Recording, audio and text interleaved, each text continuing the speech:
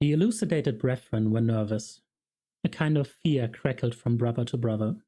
It was the fear of someone who, having cheerfully experimented with pouring the powder and waddling the ball, has found that pulling the trigger had led to a god-awful bang, and pretty soon someone is bound to come and see who's making all the noise. The Supreme Grand Master knew that he had them, though. Sheep and lamb, sheep and lamb. Since they couldn't do anything much worse than they had already done, they might as well press on and damn the world, and pretend they'd wanted it like this all along. Oh, the joy of it. Only Brother Plasterer was actually happy. Let that be a lesson to all oppressive vegetable sellers, he kept saying. Yeah, said Brother Doorkeeper. Only the thing is, there's no chance of us sort of accidentally summoning the dragon here, is there? That is, we have it under perfect control, said the Supreme Grand Master smoothly. The power is ours, I can assure you. The brothers cheered up a little bit. And now, the Supreme Grand Master continued, there's the matter of the king. The brothers looked solemn, except for Brother Plasterer. Have we found him then? He said. That's a stroke of luck. You never listen, do you? Snapped Brother Watchtower. It was all explained last week. We don't go around finding anyone. We make a king. Now, thought he was supposed to turn up cause of destiny. Brother Watchtower snickered. We sort of help destiny along a bit. The Supreme Grand Master smiled in the depths of his robe. It was amazing, this mystic business. You tell them a lie, and then, when you don't need it anymore, you tell them another lie and tell them they are progressing along the road to wisdom. Then, instead of laughing, they follow you even more, hoping that at the heart of all the lies they'll find the truth. And bit by bit they accept the unacceptable. Amazing. Why, hell, it's clever, said Brother Doorkeeper. How do we do that, then? Look, the Supreme Grand Master said what we do. We find some handsome lad who's good at taking orders, he kills the dragon, and bobs your uncle. Simple. Much more intelligent than waiting for a so-called real king. But Brother Plasterer seemed deep in the toils of cerebration. Is that an actual typo? Or is cerebration just a word? I don't know. If we control the dragon, and we do control the dragon, right? Then we don't need anyone killing it. We just stop summoning it and everyone will be happy, right? Oh yes, said Brother Watchtower nastily. I can just see, can you? We just trot out, say, hell, they won't set fire to houses anymore, aren't we nice, do we? The whole point about the thing is the king is that he'll be a sort of undeniably potent and romantic symbol of absolute authority, said the Supreme Grand Master smoothly. That's it, said Brother Watchtower. A potent authority. Oh, I see, said Brother Plasterer. Right, okay. That's what the king will be. That's it, said Brother Watchtower. No one going to argue with a potent authority, are they? Too right, said Brother Watchtower. Stroke of luck, then, finding a true king right now, said Brother Plasterer. 1,000,000 to 1 chance, really. We haven't found the right king. We don't need the right king, said the Supreme Grand Master wearily. For the last time, I've just found us a likely lad who looks good in a crown and can take orders and knows how to flourish a sword. Now just listen. Flourishing, of course, was important. It didn't have much to do with wielding. Wielding a sword, the Supreme Grand Master considered, was simply the messy business of dynastic surgery. It was just a matter of thrust and cut, whereas a king had to flourish one. It had to catch the light in just the right way, leaving watchers in no doubt that he was destiny's chosen. He'd taken a long time preparing the sword and shield. It had been very expensive. The shield shone like $1 in a sweep's earhole, but the sword was magnificent. It was long and shiny. It looked like something some genius of metalwork, one of those little Zen guys who work only by the light of dawn and can beat a club sandwich of folded steels into something with the cutting edge of a scalpel, and the stopping power of a sex-crazed rhinoceros on bad acid had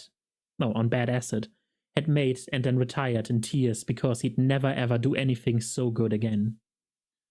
There were so many jewels on the hilt it had to be sheathed in velvet. You had to look at it through smoked glass. Just laying a hand on it practically conferred kingship. As for the lad, he was a distant cousin, keen and vain and stupid in a passably aristocratic way. Currently, he was under guard in a distant farmhouse with an adequate supply of drink and several young ladies, although what the boy seemed most interested in was mirrors. Probably hero material, the Supreme Grandmaster thought glumly. I suppose, said Brother Watchtower, that he isn't the real heir to the throne. What do you mean? Said the Supreme Grandmaster. Well, you know how it is. Fate plays funny tricks, sir. I'd be a laugh, wouldn't it? Said Brother Watchtower. This lad turned out to be the real king, after all his trouble. There is no real king anymore, snapped the Supreme Grandmaster. What do you expect? Some people wandering in the wilderness for hundreds of years, patiently handing down a sword and a birthmark? Some sort of magic? He spat the word.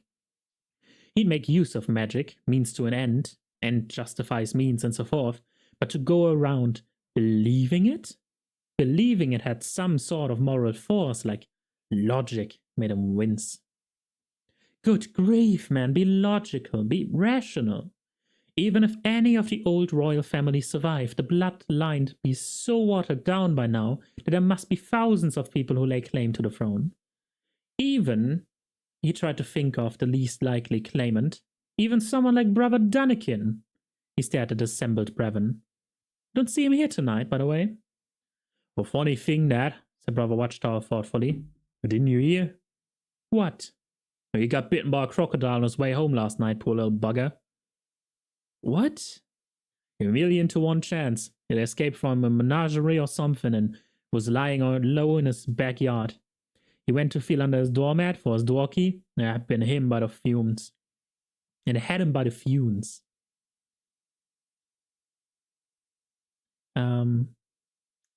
Footnote 14. Fumes? A species of geranium. Brother Watchtower fumbled under his robe and produced a grubby brown envelope. We're having a whip round to buy him some grapes and that. I don't know whether you'd like to, put me down for $3, said the Supreme Grandmaster. Brother Watchtower nodded. Funny thing, he said. Already have. Just a few more nights, thought the Supreme Grandmaster. By tomorrow, the people would be so desperate they'd crown even a one-legged troll if he got rid of the dragon. And we'll have a king, and he'll have an advisor. A trusted man, of course. And the stupid rabble can go back to the gutter. No more dressing up. No more ritual. No more summoning the dragon. I can give it up, he thought. I can give it up any time I like.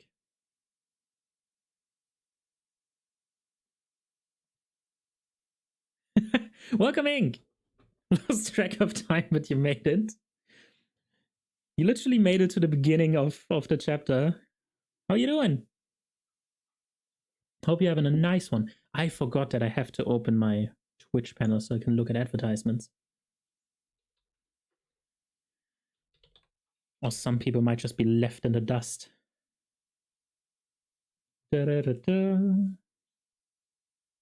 Hi! Glad to hear you're doing good. I'm good. Just had some food.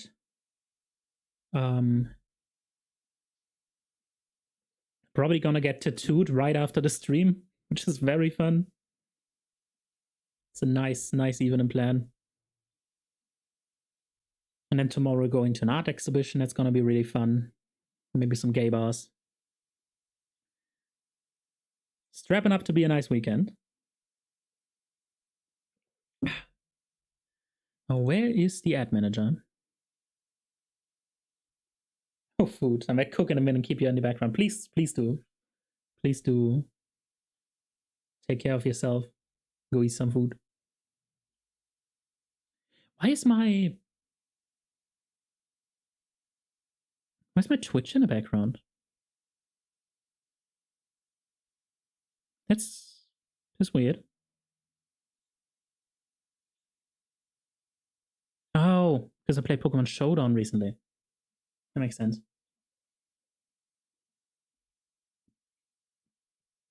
Well, next ad will come in 10 minutes. So better continue reading. Hopefully get another chapter through. The streets outside the patrician's palace were thronged. There was a manic air of carnival. Vimes ran a practiced eye over the assortment before him. It was the usual Ankh-Morpork mob in times of crisis. Half of them were here to complain, a quarter of them were here to watch the other half, and the remainder were here to rob, importune, or sell hot dogs to the rest. There were a few new faces, though. There were a number of grim men with big swords slung over their shoulders and whips slung on their belts, striding through the crowd. News spreads quick, don't it? Observed a familiar voice by his ear. Morning, Captain. Vimes looked in the grinning, cadaverous face of cut-me-own-throat Dibbler, purveyor of absolutely anything that could be sold hurriedly from an open suitcase in a busy street, and was guaranteed to have fallen off the back of an ox cart. Morning, Throat, said Vimes absently. What are you selling? Genuine article, Captain. Throat leaned closer. He was the sort of person who could make good morning sound like a once-in-a-lifetime, never to be repeated over. His eyes swiveled back and forth in their sockets, like two rodents trying to find a way out. Can't afford to be without it, he hissed. Anti-dragon cream. Personal guarantee. If you are incinerated, you get your money back, no quibble. What are you saying? Said Vimes slowly. If I understand the wording correctly. Is that if I'm baked alive by the dragon, you'll return the money? Upon personal application, said Cut Me Own Throat. He unscrewed the lid from a jar of vivid green ointment and thrust it under Vimes's nose. Made from over 15 different rare spices and herbs, to a recipe known only to a bunch of ancient monks who would live on some mountain somewhere. $1 a jar, and I'm cutting my own throat. It's a public service, really, he added piously. You've got to hand it to those ancient monks brewing it up so quickly, said Vimes. Clever buggers, agreed Cut Me Own Throat. It must be all that meditation and yak yogurt. So what's happening, Throat? Said Vimes. Who are all the guys with the big swords? Dragon Hunters, Captain. The patricians announced a reward of $50,000 to anyone who brings him the dragon's head. Not attached to the dragon either. He's no fool, that man. What? That's what he said. It's all written on posters. $50,000. And no chicken feed, eh? More like dragon fodder, said Vimes. It brings trouble. You mark his words. I'm amazed you're not grabbing a sword and joining in. I'm more in what you might call the service sector, Captain. Throat looked both ways conspiratorially, and then passed Vimes a slip of parchment. It said, Anti-Dragon Mirror Shield, 500 Ankh-Morporkian dollars, portable layer detectors, 250 Ankh-Morporkian dollars, dragon-piercing arrows, 100 Ankh-Morporkian dollars per each, shovels, 5 Ankh-Morporkian dollars, picks, 5 Ankh-Morporkian dollars, sacks, 1 Ankh-Morporkian dollar. Vimes handed it back. Why the sacks? He says. Well, on account of the hoard, said Throat. Oh, yes, said Vimes gloomily. Of course. Tell you what, said Throat. Tell you what, for all boys in brown, 10% off. And you cutting your own throat, Throat? No, 15% for officers, urged Throat as Vimes walked away. The cause of the slight panic in his voice was soon apparent. He had plenty of competition. The people of Ankh-Morpork were not by nature heroic, but were by nature salesmen. In the space of a few feet, Vimes could have bought any number of magical weapons, genuine certificates of authenticity with everyone, a cloak of invisibility, a good touch, he thought, and he was really impressed by the way the stall owner was using a mirror with no glass in it, and, by the way of lighter relief, dragon biscuits, balloons, and windmills on sticks. Copper bracelets guaranteed to bring relief from dragons were a nice thought. There seemed to be as many sacks and shovels about as there were swords. Gold. That was it. The hoard. $15,000. An officer of the watch earned $30 a month and had to pay to have his own dents beaten out. What he couldn't do with $50,000.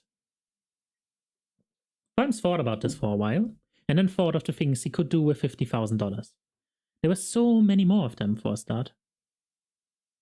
He almost walked into a group of men clustered around a poster nailed to the wall.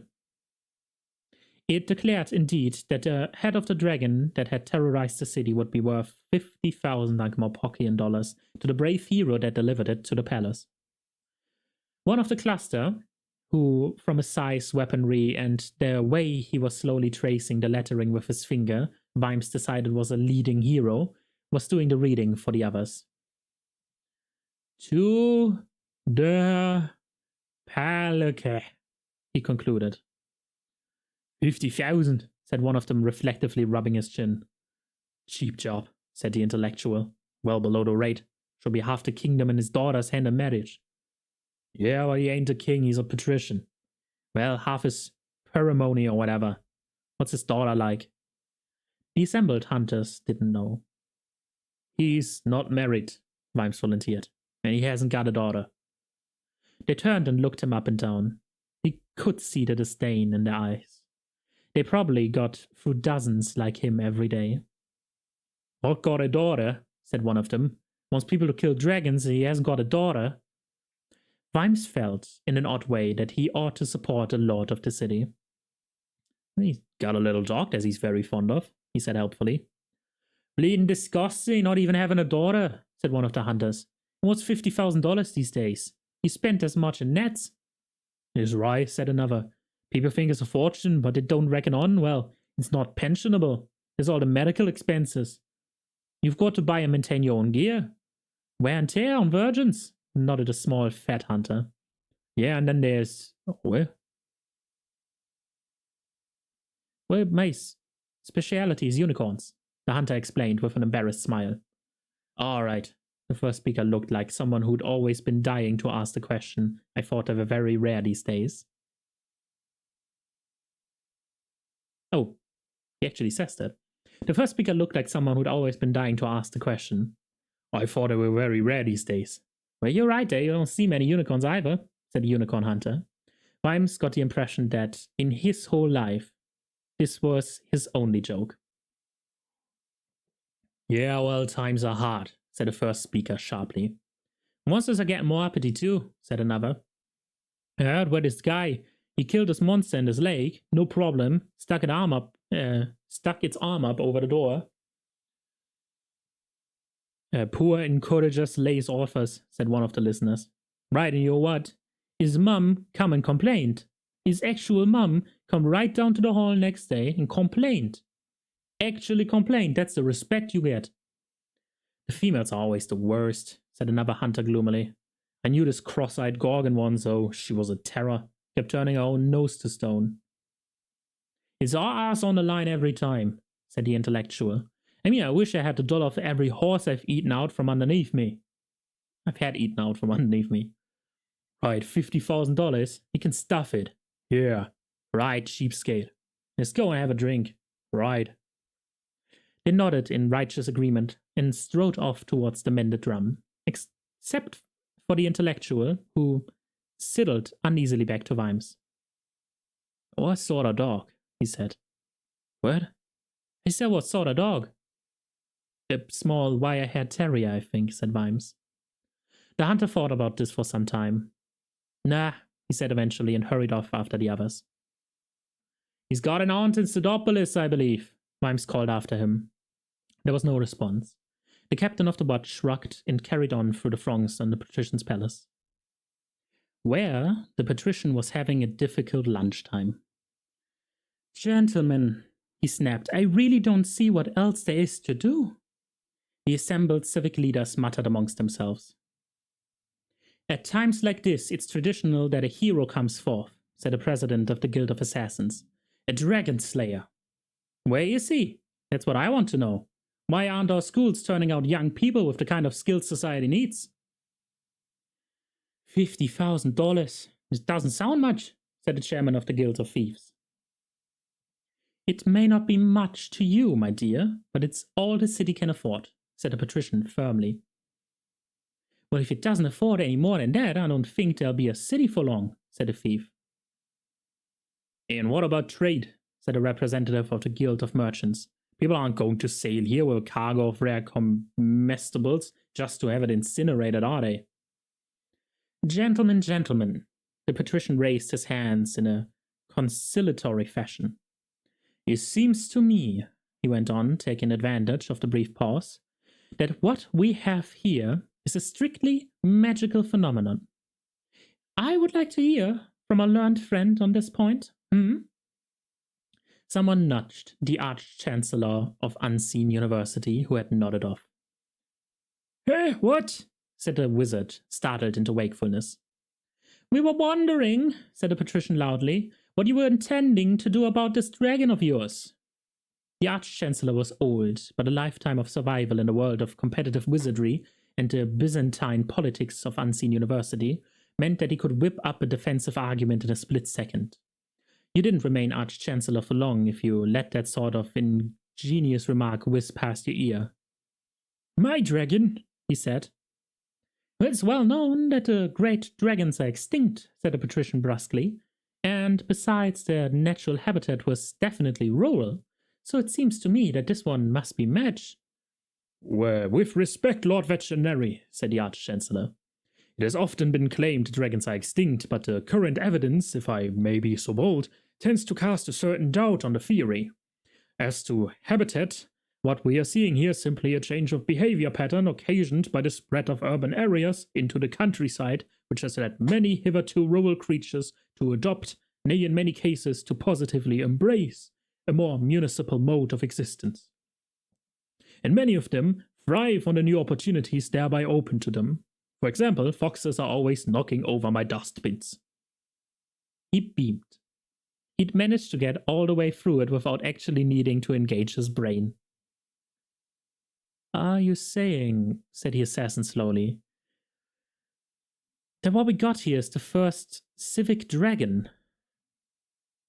There's evolution for you, said the wizard happily.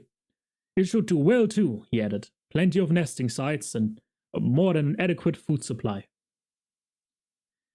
Silence greeted this statement until the merchant said, What exactly is it that they do eat? The thief shrugged. I seem to recall stories about virgins chained to huge rocks, he volunteered. Well, you starve around here then, said the assassin. We're on loam. Well, they used to go around ravening, said the thief. Don't know if that's any help. Anyway, said the leader of the merchants, it seems to be your problem again, my lord.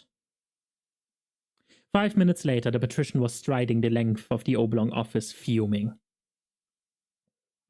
They were laughing at me, said the patrician. I could tell. Did you suggest a working party? Said Wanzer. Of course I did. It didn't do the trick this time, you know. I really am inclined to increase the reward money. Well, I don't think that would work, my lord. Any proficient monster slayer knows the rate for the job. Half my kingdom, muttered the patrician. And your daughter's hand in marriage, said Wanzer. I suppose an aunt isn't acceptable, said the patrician hopefully. Well, tradition demands a daughter, my lord. The patrician nodded gloomily. Perhaps we can buy it off, he said aloud. Are dragons intelligent? I believe the word traditionally is cunning, my lord, said Wanz. I understand they have a liking for gold. Really? What do they spend it on? They sleep on it, my lord.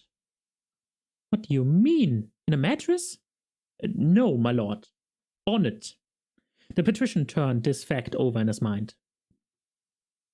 Don't they find it rather knobbly? He said. So I would imagine, sir. I don't suppose anyone has ever asked. Can they talk? They're apparently good at it, sir. My lord. Interesting. The patrician was thinking. If it can talk, it can negotiate. If it can negotiate, then I have it by the small scales. Or whatever it is they have. And they are said to be silver-tongued, said Once. The patrician leaned back in his chair. Only silver, he said. There was the sound of muted voices in the passageway outside, and Vimes was ushered in. Ah, Captain, said the patrician. What progress? I'm sorry, my lord, said Vimes as the rain dripped off his cape. Towards apprehending this dragon, said the patrician firmly. The wading bird, said Vimes. You know very well what I mean, said Veterinary sharply. Investigations are in hand, said Vimes automatically. The patrician snorted. All you have to do is find its lair, he said. Once you have the lair, you have the dragon. That's obvious. Half the city seems to be looking for it. If there is a lair, said Vimes. Once looked up sharply. Why do you say that? We are considering a number of possibilities, said Vimes woodenly. If it has no lair, where does it spend its days? Said the patrician. Inquiries are being pursued, said Vimes. Then pursue them with alacrity and find the lair, said the patrician sourly. Yes, sir. Permission to leave, sir. Very well, but I shall expect progress by tonight. Do you understand? Now, why did I wonder if it has a lair? Vimes thought as he stepped out into the daylight and the crowded square. Because it didn't look real, that's why. If it isn't real, it doesn't need to do anything we expect. How can it walk out of an ally it didn't go into? Thank you very much for the follow, Exy. How can it walk out of an ally it didn't go into? Once you've ruled out the impossible, then whatever is left, however improbable, must be the truth. The problem lay in working out what was impossible, of course. That was the trick, all right. There was also the curious incident of the orangutan in the nighttime.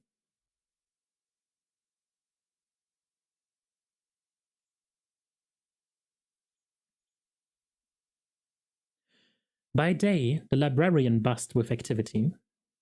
Vimes moved through it diffidently. Diffidently? I love when I read this book and I stumble across a word I don't know. Diffidently. By day, the library buzzed with activity. Vimes moved through it diffidently. Strictly speaking, he could go anywhere in the city, but the university had always held that it felt under thaumaturgical law that he felt it wouldn't be wise to make the kind of enemies. I'm just gonna try this whole sentence again. Take 3. By day, the library buzzed with activity. Vimes moved through it diffidently. Strictly speaking, he could go anywhere in the city, but the university had always held that it fell under thaumaturgical law, and he felt it wouldn't be wise to make the kind of enemies where you were lucky to end up the same temperature, let alone the same shape. He found the librarian hunched over his desk. The ape gave him an expectant look. Haven't found it yet, sorry, said Vimes. Inquiries are continuing, but there's a little help you can give me. Uh-huh. Well, this is a magical library, right? I mean, these books are sort of intelligent, isn't that so? So I've been thinking, I bet if I got in here at night, they'd soon kick up a fuss because they don't know me. But if they did know me, they'd probably not mind. So whoever took the book would have to be a wizard, wouldn't they? Or someone who works for the university, at any rate.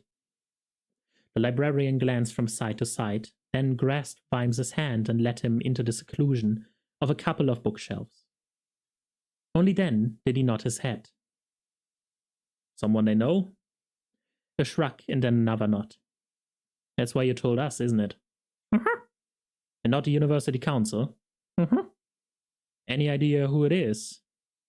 The librarian shrugged, a decidedly expressive gesture for a body which was basically a sack between a pair of shoulder blades. Well, it's something. Let me know if any other strange things happen, won't you?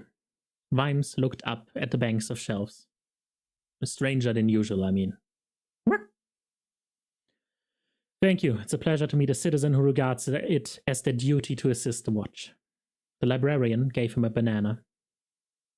Vimes felt curiously elated as he stepped out into the city's throbbing streets again. He was definitely detecting things. They were little bits of things like a jigsaw. No one of them made any real sense, but they all hinted at a bigger picture. All he needed to do was find a corner or a bit of an edge. He was pretty certain it wasn't a wizard, whatever the librarian might think, not a proper paid-up wizard. The sort of thing wasn't their style. And there was, of course, this business about the lair. The most sensible course would be to wait and see if the dragon turned up tonight and try to see where. That meant a high place. Was there some way of detecting dragons themselves? He'd had to look at Cadmion-Throat Dibbler's dragon detectors, which consisted solely of a piece of wood on a metal stick. When the stick was burned through, you'd found your dragon. Like a lot of Cadmion-Throat's devices, it was completely efficient in its own special way, while at the same time being totally useless. There had to be a better way of finding the thing than waiting until your fingers were burnt off.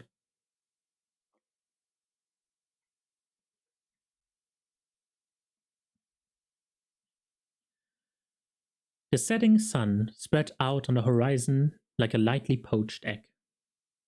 The rooftops of Ankh-Morpork sprouted a fine array of gargoyles even in normal times, but now they were alive with as ghastly an array of faces as ever were seen outside a woodcut about the evils of gin drinking among the non-woodcut buying classes. Many of the faces were attached to bodies holding a fearsome array of homely weapons that had been handed down from generation to generation, for centuries, often with some force. From his perch on the roof of the watchhouse, Vimes could see the wizards lining the rooftops of the university, and the gangs of opportunists, horde researchers waiting in the streets, shovels at the ready.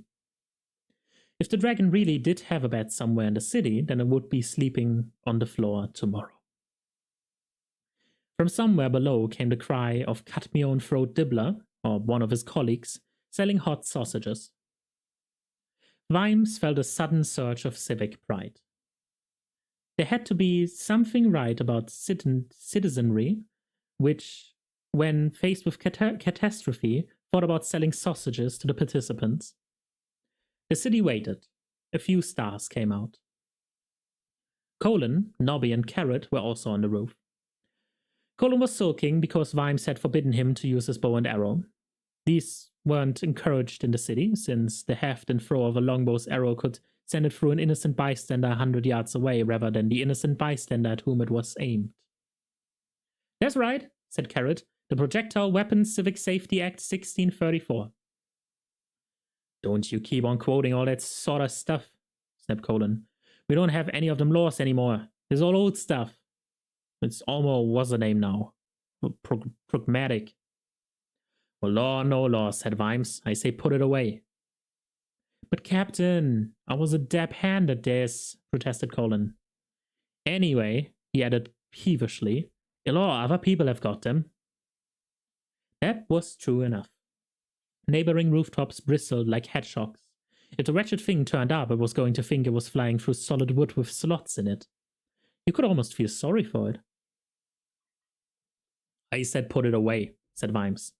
I'm not having my guard shooting citizens, so put it away. That's very true, said Carrot. We're here to protect and to serve, aren't we, Captain?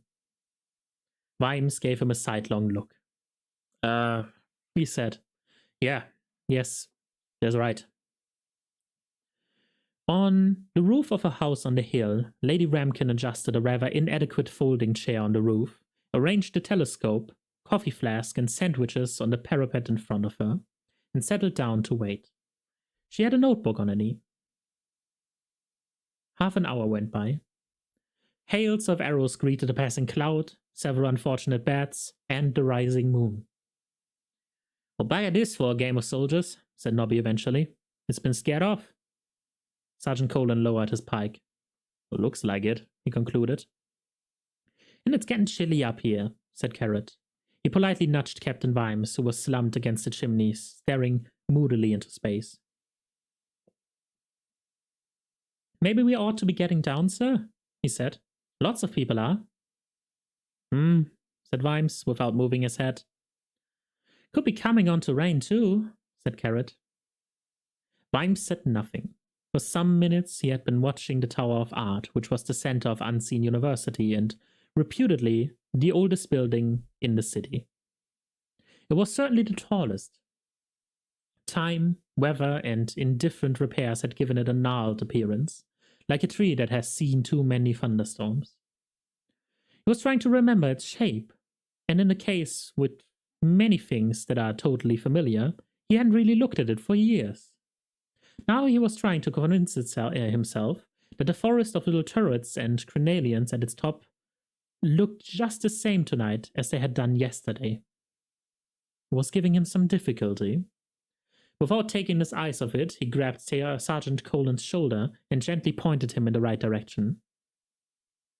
He said, "Can you see anything odd about the top of the tower?" Colin stared up for a while and then laughed nervously. "Well, it looks like there's a dragon sitting on it, doesn't it?" "Yeah, that's what I thought." Only when you sort of look properly, you can see it's just made out of shadows and clumps of ivy and that. I mean, if you half close one eye, it looks like two old women and a wheelbarrow." Vimes tried this. "Nope," he said. "Still looks like a dragon. A huge one. Sort of hunched up and looking down. Look, you can see its wings folded up." "Beg pardon, sir. It's just a broken turret giving the effect." They watched it for a while. Then Vimes said, "Tell me, Sergeant. I ask in a spirit of pure inquiry. What do you think's causing the effect of a pair of huge wings unfurling?" Colin swallowed. "I think that's caused by a pair of huge wings, sir," he said. "Spot on, Sergeant." The dragon dropped. It wasn't a swoop. It simply kicked away from the top of the tower and half fell, half flew straight downwards, disappearing from view behind the university buildings. Vimes caught himself listening for the thump.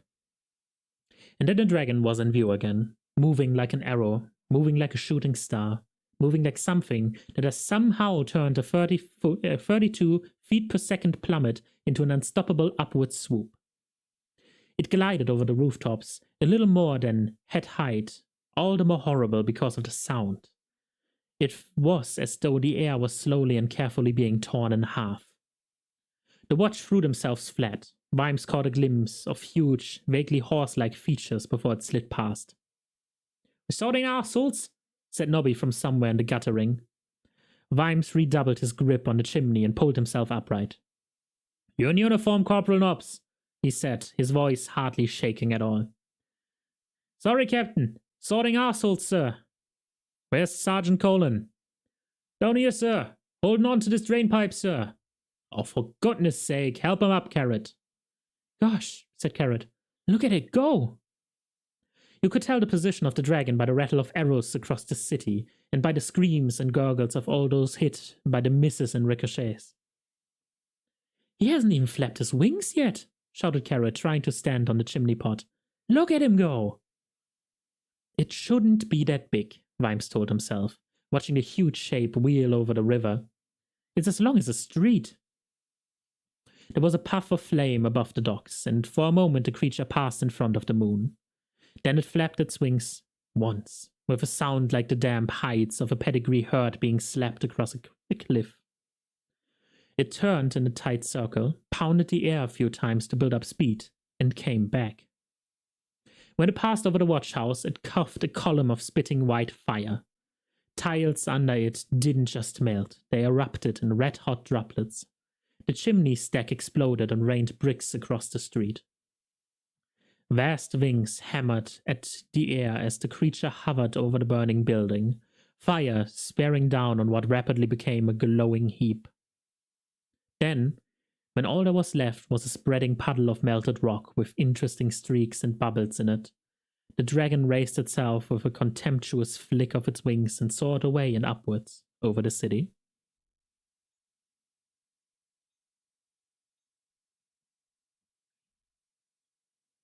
Lady Ramkin lowered her telescope and shook her head slowly. "That's not right," she whispered. "That's not right at all. I shouldn't be able to do anything like that." She raised the lens again and squinted, trying to see what was on fire. Down below, in their long kernels, the little dragons howled. Traditionally, upon waking from blissfully uneventful insensibility, you ask, "Where am I?" It's probably part of the racial consciousness or something. Vimes said it. Tradition allows a choice of second lines. A key point in the selection process is in order to see that the body has all the bits it remembers having yesterday. Vimes checked. Then comes the tantalizing bit. Now that the snowball of consciousness is starting to roll, it is going to find that it's waking up inside a body lying in a gutter with something multiple. The noun doesn't matter after an adjective like multiple. Nothing good ever follows multiple. Or is it going to be a case of crisp sheets, a soothing hand, and a businesslike figure in white pulling open the curtains on a bright new day? Is it all over, with nothing worse to look forward to now, that weak tea, nourishing gruel, short, strengthening walks in the garden, and possibly a brief platonic love affair with a ministering angel? Or was this all just moments blackout and some looming bastards is now about to get down to real business with the thick end of a pickaxe health? Are there, the consciousness wants to know, going to be grapes? At this point, some outside stimulus is helpful. "It's going to be alright" is favorite, whereas "did anyone get his number" is definitely a bad sign. Either, however, is better than "you to hold his hand behind his back." In fact, someone said, "Well, you were nearly a goner there, Captain." The pain sensations, which had taken advantage of Vimes's unconscious state to bunk off for a metaphorical quick cigarette, rushed back. Vimes said, "Ugh," then he opened his eyes. There was a ceiling. This ruled out one particular range of unpleasant options and was very welcome. His blurred vision also revealed Corporal Nobbs, which was less so. Corporal Nobbs provided nothing. You could be dead and see something like Corporal Nobbs. Ankh-Morpork did not have many hospitals. All the guilds maintained their own sanitariums, and there were a few public ones run by the other religious organizations, like the Balancing Monks. But by and large, medical assistance was non-existent, and people had to die inefficiently without the aid of doctors. It was generally thought that the existence of curses encouraged slackness, and was, in any case, probably against nature's way. Not curses, cures. What am I reading? It was generally thought that the existence of cures encouraged slackness, and was in any case probably against nature's way.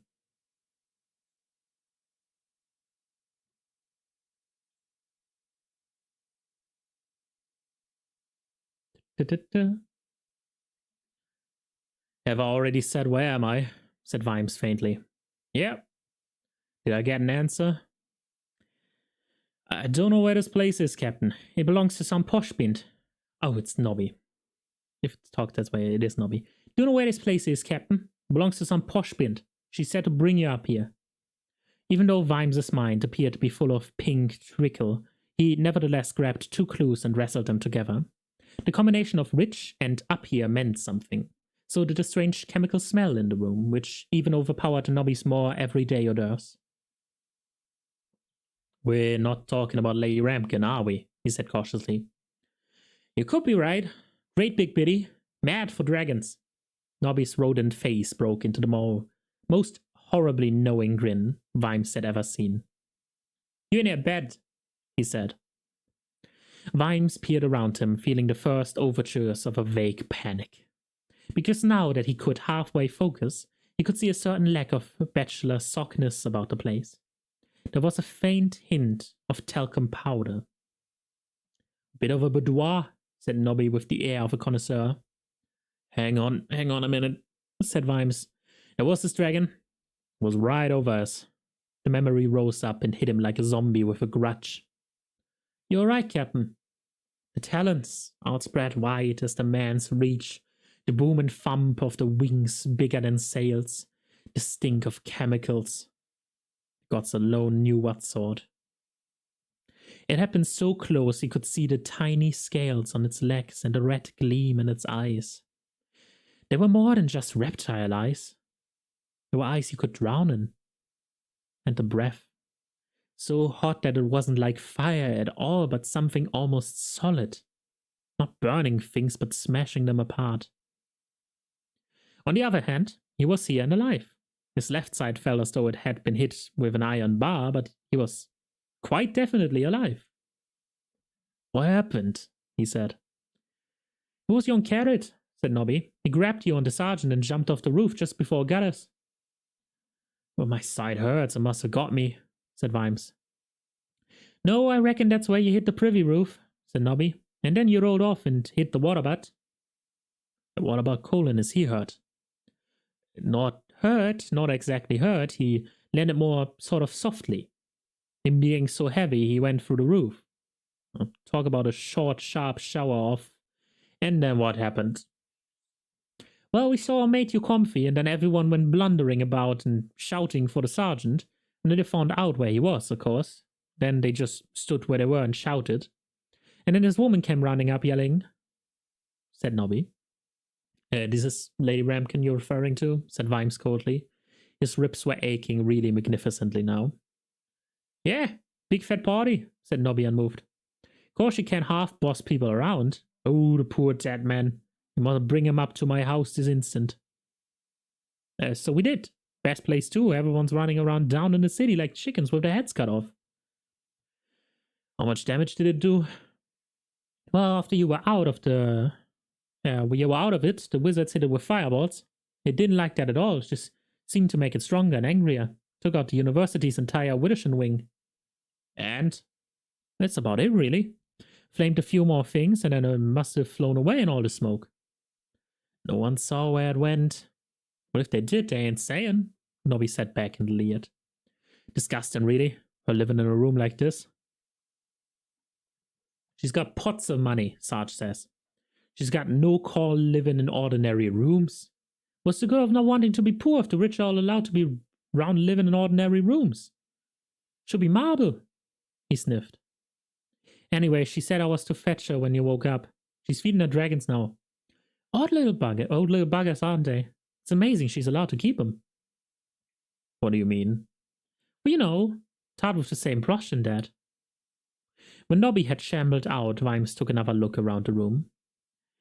It did indeed lack the gold leaf and marble that Nobby felt was compulsory for people of high station in life. All the furniture was old, and the pictures on the wall, though doubtlessly valuable, looked the sort of pictures that are hung on bedroom walls because people can't think of anywhere else to put them. There were also a few amateurish watercolors of dragons. All in all, it had the look about it of a room that is only ever occupied by one person and has been absent-mindedly molded around them over the years, like a suit of clothing with a ceiling. It was clearly the room of a woman, but one who had cheerfully and without any silly moping been getting on with her life while all the soppy romance stuff had been happening to other people somewhere else, and been jolly grateful that she had her health. Such clothing as was visible had been chosen for sensible, heart-wearing qualities, possibly by a previous generation by the looks of it, rather than its use as a light artillery in the war between the sexes. There were bottles and jars neatly arranged on the dressing table, but a certain severity of line suggested that the labels would say things like rub on nightly rather than just a dab behind the ears. You could imagine that the occupant of this room had slept in it all her life and had been called my little girl by her father until she was 40. There was a big, sensible blue dressing gown hanging behind the door. Vimes knew without even looking that it would have a rabbit on the pocket. In short, it was the room of a woman who never expected that a man would ever see the inside of it. The bedside table was piled high with papers. Feeling guilty but doing it anyway, Vimes squinted at them. Dragons was the theme. There were letters from the Cavern Club, Exhibitions Committee, and the Friendly Flamethrowers League. There were pamphlets and appeals from the Sunshine Sanctuary for Sick Dragons. Poor little Vinny's fires were nearly damped after 5 years. Cruel use as a paint stripper but now. And there were requests for donations and talks and things that added up to a heart big enough for the whole world, or at least the part of it that had wings and breathed fire. If you let your mind dwell on rooms like this, you could end up being oddly sad and full of a strange, diffuse compassion, which would lead you to believe that it might be a good idea to wipe out the whole human race and start again with a Mobus. Beside the drift of paperwork was a book. Vimes twisted painfully and looked at the spine. It said Diseases of the Dragon by Sybil Deirdre Olgivana Ramkin. He turned the stiff pages in horrified fascination. They opened into another world. A world of quite stupefying problems. Slap throat, the black tubs, dry lungs, storage, staggers, heaves, weeps, stones. It was amazing. He decided after reading a few pages that a swamp dragon ever survived to see a second sunrise. Oh, it was amazing, he decided after reading a few pages, that a swamp dragon ever survived to see a second sunrise. Even walking across a room must be reckoned a biological triumph. The painstakingly drawn illustrations he looked away from hurriedly. He could only take so much innards. There was a knock at the door. I say, are you decent? Lady Ramkin boomed cheerfully. I've bought you something jolly nourishing. Somehow Vimes imagined it would be soup. Instead, it was a plate stacked high with bacon, fried potatoes, and eggs. He could hear his arteries panic just by looking at it. I've made a bread pudding too, said Lady Ramkin slightly sheepishly. I don't normally cook much, just for myself. You know how it is, catering for one. Vines thought about the meals at his lodgings. Somehow the meat was always grey with mysterious tubes in it. He began, not used to addressing ladies from a recumbent position in their own beds. Corporal Nobbs tells me. And what a colourful little man Nobby is, said Lady Ramkin. Vimes wasn't certain he could cope with this. Colourful, he said weakly. A real character. We've been getting along famously. You have. Oh, yes, what a great fund of anecdotes he has. Oh, yes, he got all that right. Yeah, he got that all right. It always amazed Vines how Nobby got along with practically everyone. It must, he decided, have something to do with the common denominator. In the entire world of mathematics, there could be no denominator as common as Nobby. He said, and then found he couldn't leave the strange new byway. You don't find his language a bit ripe? Was salty, corrected Lady Ramkin cheerfully. You should have heard my father when he was annoyed. Anyway, we found we've got a lot in common. It's an amazing coincidence, but my grandfather once had his grandfather whipped for malicious lingering. That must make them practically family, Vimes thought. Another stab of pain from a stricken side made him wince. You got some very bad bruising and probably a cracked rib or two, she said. If you roll over, I'll put some more of this on. Lady Ramkin flourished a jar of yellow ointment. Panic crossed Vimes's face. Instinctively, he raised the sheets up around his neck. Don't play silly buggers, man, she said. I shan't see anything I haven't seen before. One backside is pretty much like another, just that the ones I see generally have tails on. Now roll over and up with the night skirt. They belong to my grandfather, you know? There was no resisting that tone of voice. Vines thought about demanding that Nobby be brought in as a chaperone, and then decided that would be even worse. The cream burned like ice. What is it? All kinds of stuff. It'll reduce the bruising and promote the growth of healthy scale. What? Sorry, probably not scale. Don't look so worried. I'm almost positive about that. Okay, all done. She gave him a slap on the rump. Madam, I'm captain of the night watch, said Vimes, knowing it was a bloody daft thing to say even as he said it. Yeah, half naked in a lady's bed too, said Lady Ramkin unmoved. Now sit up and eat your tea. We've got to get you good and strong. Vimes's eyes filled with panic. Why? He said. Lady Ramkin reached into the pocket of her grubby jacket. I made some notes last night, she said, about the dragon. Oh, the dragon. Vimes relaxed a bit. Right now the dragon seemed a much safer prospect. And I did a bit of working out too, I'll tell you this. It's a very odd beast. It shouldn't be able to get airborne. Well, you're right there. If it built like swamp dragons, it should weigh about 20 tons. 20 tons! It's impossible. It's all down to weight and wingspan ratios, you see? I saw it drop off the tower like a swallow. I know! It should have torn its wings off and left a bloody great hole in the ground, said Lady Ramkin firmly.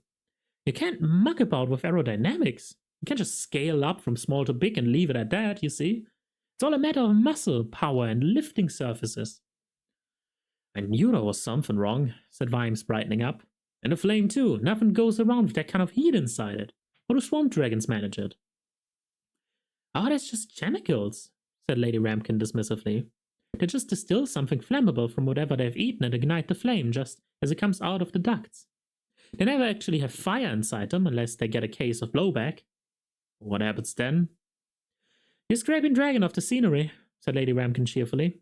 I'm afraid they're not very well designed creatures, dragons. Vimes listened. They would never have survived at all except that their home swamps were isolated and short of predators.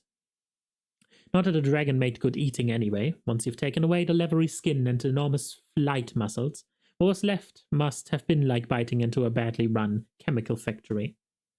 No wonder dragons were always ill. They relied on permanent stomach trouble for supplies of fuel.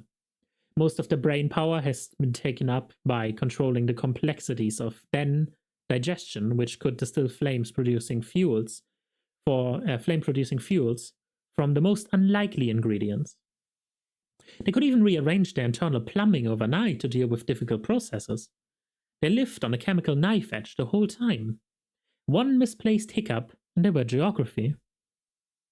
And when it came to choosing nesting sites, the females had all the common sense and mothering instincts of a brick.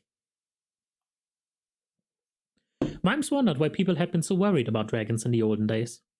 If there was one in a cave near you, all you had to do was wait until it self-ignited, blew itself up, or died of acute indigestion. You really studied them, haven't you? He said. Someone ought to. But what about the big ones? Golly, yes. They're a great mystery, you know, she said, her expression becoming extremely serious. Yeah, you said. They are legends, you know. It seems as though one species of dragon started to get bigger and bigger and then just vanished. Died out, you mean? No. They turned up sometimes from somewhere, full of vim and vigor. And then, one day, they stopped coming at all. She gave Vimes a triumphant look. I think they found somewhere where they could really be. Really be what? Dragons! Where they could really fulfill their potential. Some other dimension or something. Where the gravity isn't so strong or something. I thought when I saw it, said Vimes, I thought you can't have something that flies and has scales like that. They looked at one another. We've got to find it in its lair, said Lady Ramkin. Well, no bloody flying newt sets fire to my city, said Vimes. Just think of the contribution to dragon lore, said Lady Ramkin. Listen, if anyone ever sets fire to the city, it's going to be me. It's an amazing opportunity. There's so many questions. You're right there. A phrase of carrots crossed Vimes's mind. It can help us with our inquiries, he suggested. But in the morning, said Lady Ramkin firmly. Vimes's look of bitter determination faded. I shall sleep downstairs in the kitchen, said Lady Ramkin cheerfully. I usually have a camp bed made up down there when it's egg-laying time. Some of the females always need assistance. Don't you worry about me. You're being very helpful, Vimes muttered. I've sent Nobby down to the city to help the others set up your headquarters, said Lady Ramkin. Vimes had completely forgotten the watch house. It must have been badly damaged, he ventured. Totally destroyed, said Lady Ramkin. Just a patch of melted rock. So I'm letting you have a place in Pseudopolis Yard. Sorry? Oh, my father had property all over the city, she said. Quite useless to me, really. So I told my agent to give Sergeant Colin the keys to the old house in Pseudopolis Yard. It'll do good to be at. But that area, I mean, there's real cobbles on the street. The rent alone, I mean, Lord Veterinary won't... But don't you worry about it, she said, giving him a friendly pat. Now, you really ought to get some sleep. Vimes lay in bed, his mind racing. Pseudopolis Yard was on the Ang side of the river, in quite a high-rent district. The sight of Nobby or Sergeant Colin walking down the street in daylight would probably have the same effect on the area as the opening of a plague hospital. He dozed, gliding in and out of sleep, where giant dragons pursued him, waving jars of ointment, and awoke to the sound of a mop.